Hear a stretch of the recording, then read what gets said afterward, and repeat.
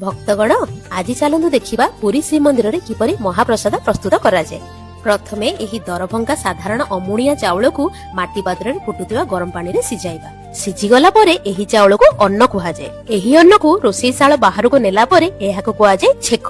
एही छेक को वर्तमान भैरव चक्र उपरे रखा जाय तीनी ठाकुर को निवेदन पई प्रस्तुत करागला बेले एहाको कुहाଯାଏ नैवेद्य। नैवेद्य बा निवेदन परे जेते बेले तीनी ठाकुर एहाको ग्रहण करंती एहा होई जाय भोग।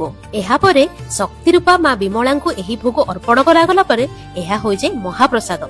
शक्ति तो शिवंग बिना अधूरा ना, तेणु एही महाप्रसाद को एहा परे शिवंकर पांचटी रूप पंच परमेश्वर को अर्पण करागला परे एहाको कुहाଯାଏ कैवल्य। कैवल्यर अर्थ हेउची मुक्ति। विष्णु शक्ति शिव एही तीनी ठाकुरଙ୍କ पाखरे प्रसाद लागिला परे प्रसादटी संपूर्ण अशुद्धि मुक्त होई भलो लागिले लाइक सब्सक्राइब करंतु। परे एहाको कुहाଯାଏ अभडा। खाई सारला परे जे अभडार अन्न बळी जाय ताहा सुखी गला परे कुहाଯାଏ निर्माल्य। एहा हेउची एक साधारण अमुणिया चाउलरू निर्माल्य हेबार यात्रा। जय जगन्नाथ।